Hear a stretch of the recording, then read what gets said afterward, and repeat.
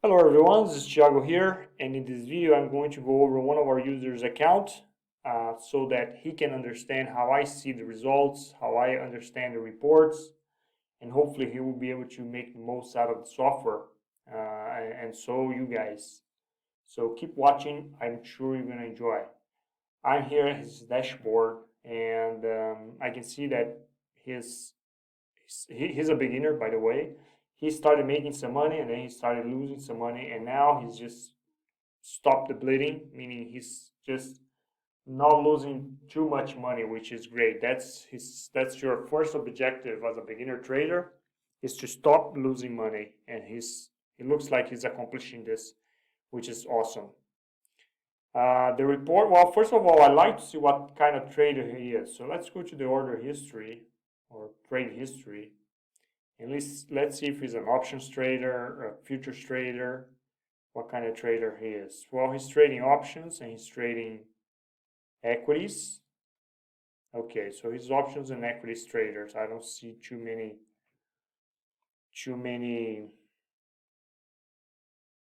or any futures trades here. We can always filter by equities here. And I can see most of his trades are equities. Okay, so let's just look at his equities metrics. Let's go to key metrics. Oh, and I noticed that he also is a swing trader. Most of his trades are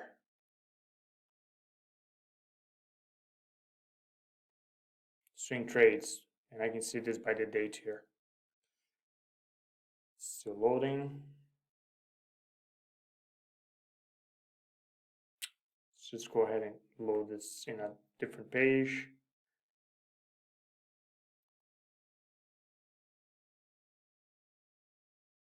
So let's filter by equities, all his trades. Okay, loaded here. So I can see that, yeah, he does some day trades, lots of day trades actually, and some swings. Mostly day trades, looks like. Now, mostly swings. Okay, so he's a swing trader and a day trader, and he trades equities and options. So we know his profile now. Let's go to key performance indicator report, and let's see his equities. Well, actually, he's making money trading equities, which is great. And of course, probably he's losing money trading options. Let's see. See, he's losing money. Actually, most of his losses are options trades, which is a telltale that he needs to just take it easy with options.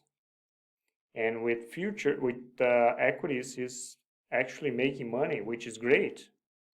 So that's one insight that you can collect from this is, trade a lot more equities.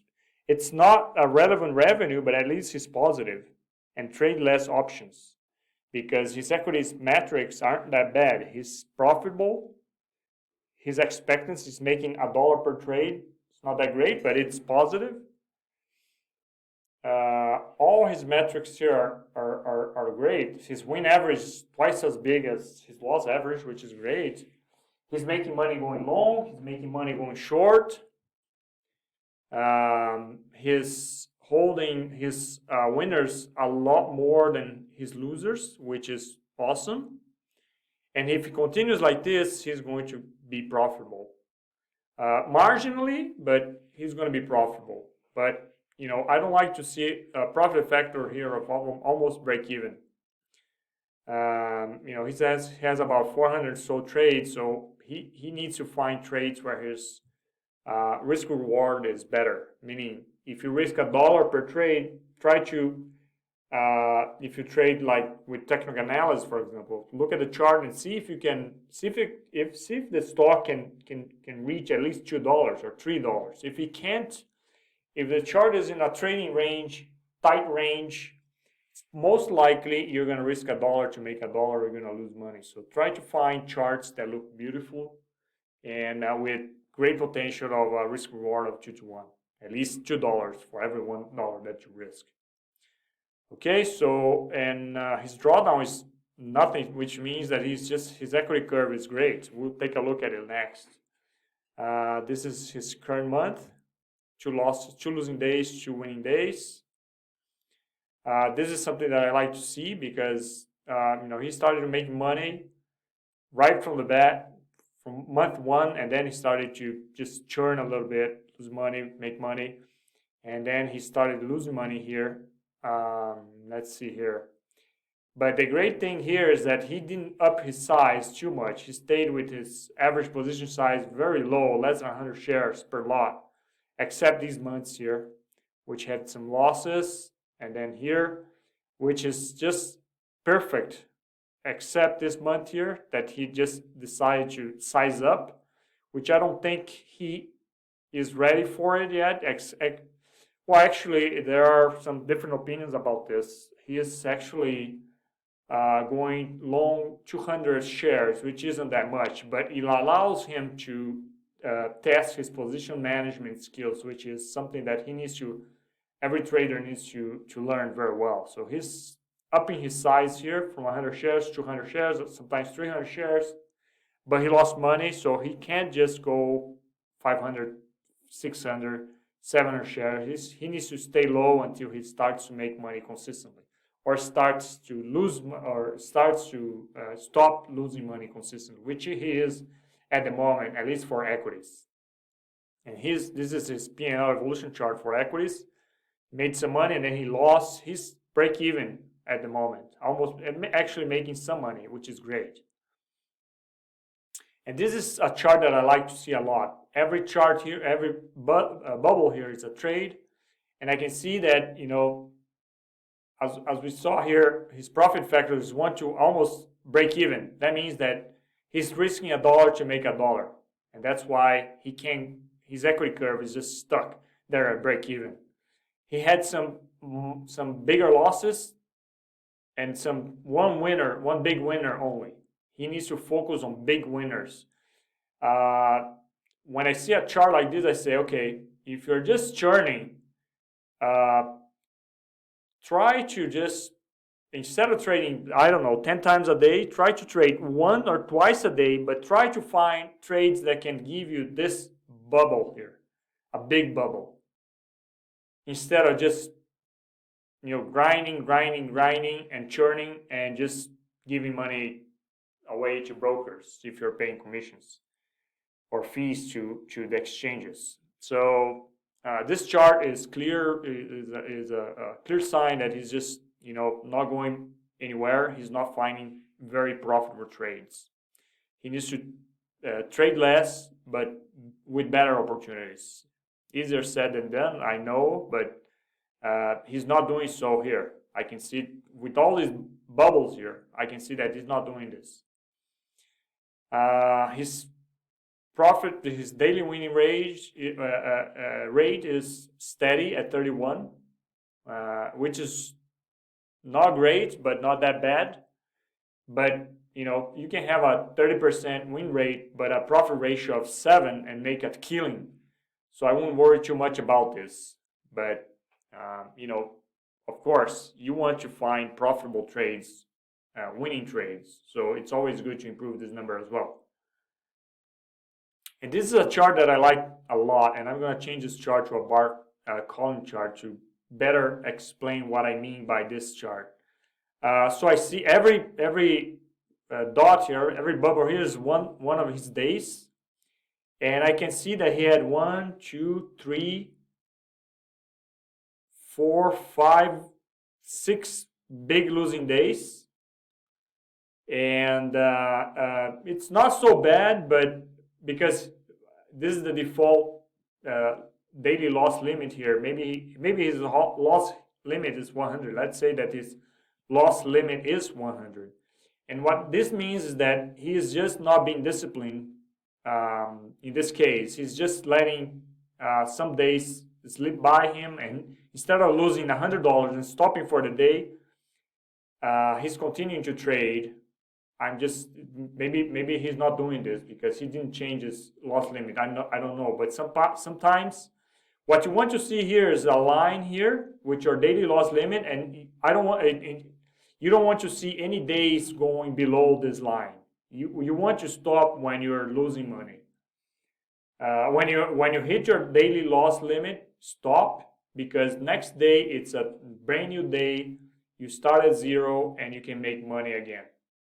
Don't dig yourself a bigger hole by trading when you're not in sync with the market. And so if he had done this, if he had stopped trading at $100 loss limit, let's see how much he could have saved. 500 here, 500 here, 500 here, 300. So that's, less $100, about $2,000 in losses that he could have prevented by just respecting his daily loss limit. So very important tip here: just trade, or if you're not in sync with the market, if you reached your daily loss limit, just stop trading for the day, or trade very lightly until you get back into the rhythm of the market and start making money during the day. So that's the tip here. Let's see what else we can see here. There's a lot of reports to cover. I'm not going to cover them all, but let's look at, let's see if this chart is going to help us.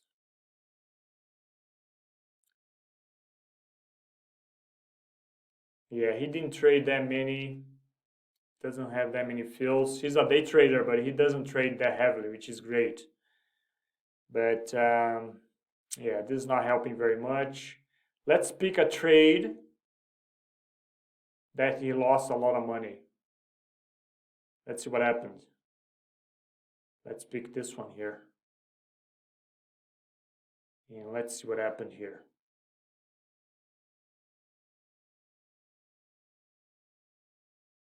Whoa, this is crazy. Definitely. Oh, the stock went from 5.87 to 86 cents. Oh, this is strange. Wow, but this is what happened. This is absolutely crazy. He might have gotten unlucky here, very unlucky with a trade like this. When a trade happened because of some event, it's just part of the job. Sometimes you get screwed. But let's take a look at another trade here. Trade details.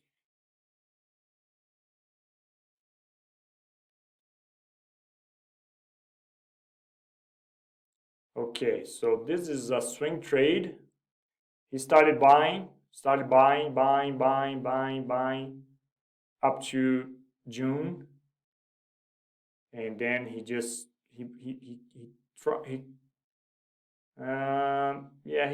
his average price didn't change much.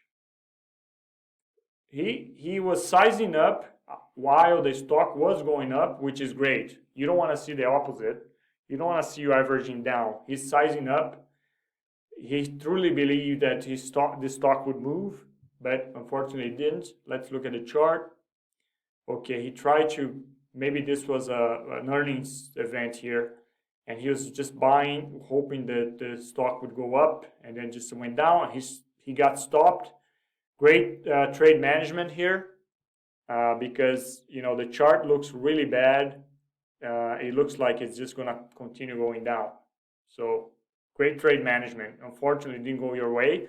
But since you're just starting to trade, I would not size up with like 600, 700 share lots here while you're still learning. I would take it easy, because this is a sign that you want to make money fast. And if you're a beginner, it takes a lot longer to learn. So I would test my position management skills with 100, 200, up to 300 share lots, but I wouldn't go beyond that as a beginner.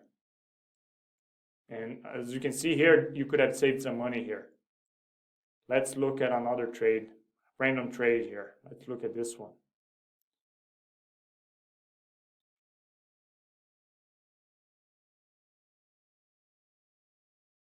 Okay, ooh, this is really nasty.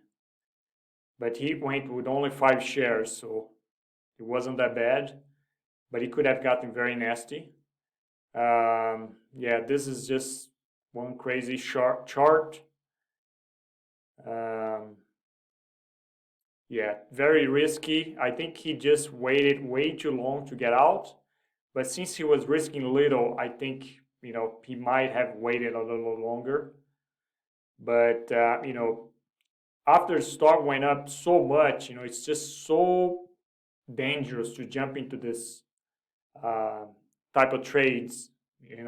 I would, it's just depends on the personality of the trader. I don't like it very much. If I jump on a trade like this, I would just keep my stops very tight. And let's change the zoom here a little bit. I can see that he's not using tags, which is a really cool feature that we have because it tells us how his strategies are performing. Let's see here.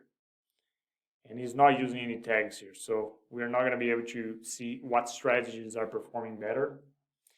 But I can go over and over here for hours reviewing his account, but I think we got the gist of it to help him improve. He needs to find trades with better risk reward.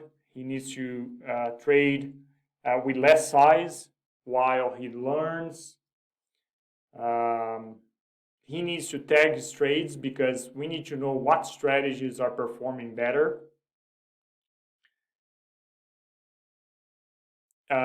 We have this report here, which is very useful as well.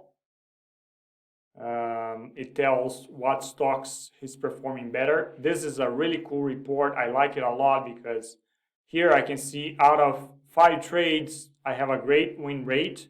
Not enough trades yet, but look how beautiful this is. And look how beautiful it would be if he just traded his top 10 stocks and he would just erase his top 10 stocks. How much money would he make just by this simple change? He's just starting. He doesn't have that many trades, so it's not statistically significant to just say, oh, you know what, this stock is no good. But, like this one, he traded 9 times Amazon. He lost money. I would just stop trading. I would just stop trading this one as well. Because after 9 trades, if you still didn't make money, if you're losing money on it, it's just better just move on to a stock that you can understand. Like this guy here, where you have some trades, some successful trades. Look at this average net per trade. This is just beautiful. So I would focus on this one, and I would not waste my eyes on stocks that I lose money. And this is a report that I like to do on a monthly basis. So every month I go over my stocks and I see what stocks I lost money that I can remove from my list and what stocks I'm making money. Because the participants on that stock could be involved for a couple of months, and the stock could move the same way for days or weeks or months. So it's better to just trade stocks that you're understanding, that you're in sync, that you understand the players and the moves. And of course, cut the stocks that are just a mess, that you just can't understand the flow. So this is a report that I like a lot. Let's see what else. Yeah, I think we covered a lot, and this user is not doing so bad as a beginner. He's still learning.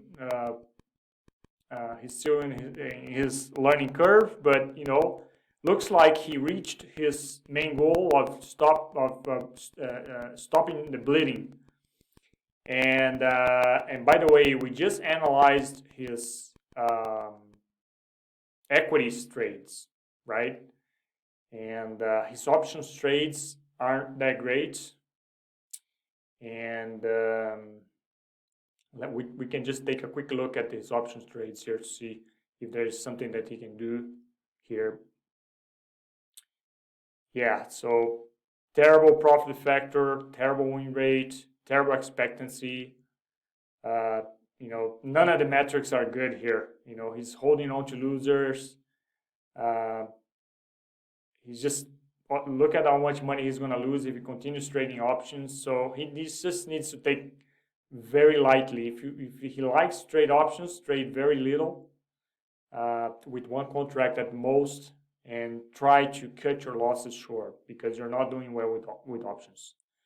So that's it for today. I hope you guys liked it. And like I said earlier, if you need a video like this, please let me know. Take care.